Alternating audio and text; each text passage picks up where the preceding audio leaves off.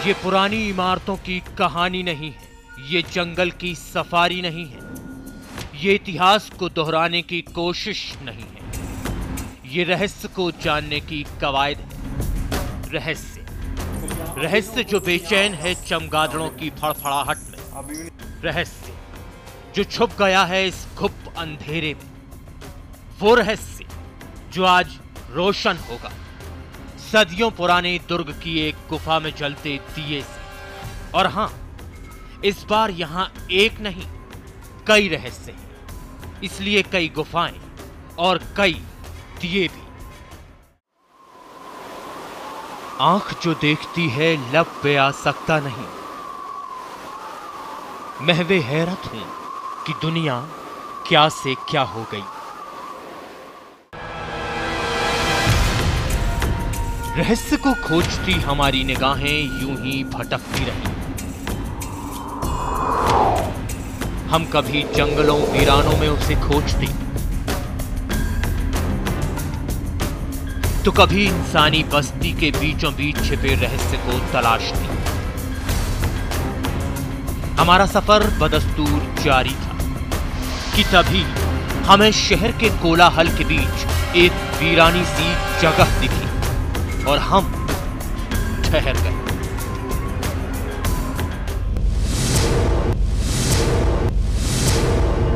भीतर गुफा में घुप अंधेरा और बाहर निकलकर देखें तो अनंत खामोशी पर सरसर करती हवा। आज हम ऐसे वीराने में खड़े हैं जहां एक नहीं सैकड़ों कहानियां दर्ज हैं। इस भव्य इमारत के अंदर हम जैसे ही दाखिल हुए, एक अजीब सी खामोशी यहां पसरी थी और एक अजीब सा शोर भी था जो उस खामोशी को भेदने की चेष्टा कर रहा था। चारों ओर चिड़ियों की चहचहाहट,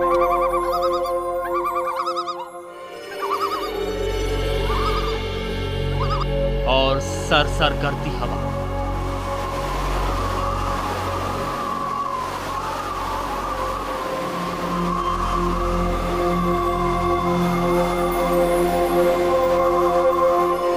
हम यहां कुछ समय के लिए ठहर गए। इमारत के मुख्य द्वार पर जो नक्काशी थी उसे देखकर एक ही ख्याल ज़हन में बार बार आ रहा था कि हो ना हो इस इमारत का निर्माण तुगलक वंश की हुकूमत के दौरान करवाया गया होगा, क्योंकि इस भवन में जो भव्यता और नक्काशी थी वो तुगलक शासकों के भवन निर्माण से विलग नहीं थी।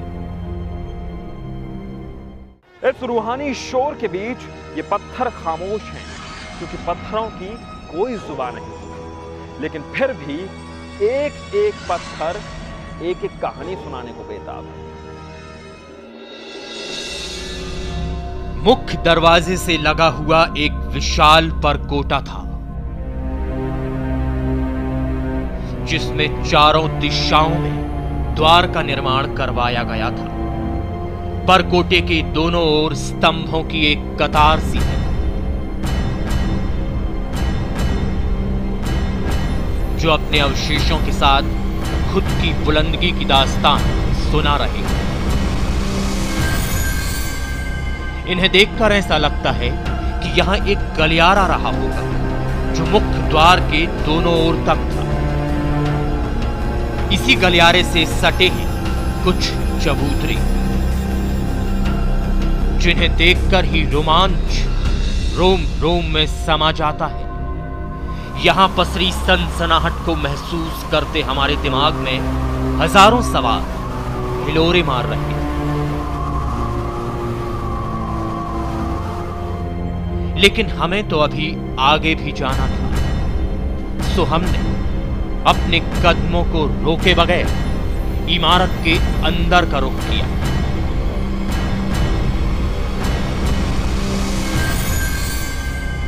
किलानुमा दिखती इस इमारत के द्वार पर जब ऐसा रोमांच था तो आगे क्या होने वाला था इसका अंदाजा भी हम लगा रहे थे। खैर, अपने दिमाग की इस उधेड़ बुन के बीच हम आगे बढ़ चले अपने मिशन रहस्य की खोज में।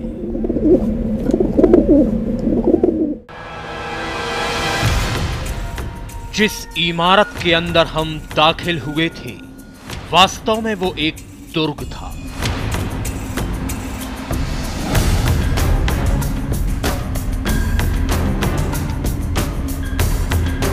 लेकिन इस किले का निर्माण किसने करवाया था, इसके बारे में हम आपको बाद में तफसील से बताएंगे। पहले इस खंडहर नुमा इमारत के रूमानी और रोमांचक किस्सों से आपको वाकिफ करा दें। किले के अंदर दाखिल होने के बाद हमारे सामने एक खूबसूरत फिरदौस था। बागीचे में हमें कुछ बच्चे और लोग टहलते नजर आए, लेकिन वो यहां सिर्फ तफरीह पर थे। सो हम भी कुछ पलों के लिए इस खुशबूदार और खूबसूरत फिरदौस में सुकून के 2 पल बिताने के लिए ठहर गए। अपनी थकान को मिटाने के बाद हमने रुख किया अपने अगले पड़ाव का।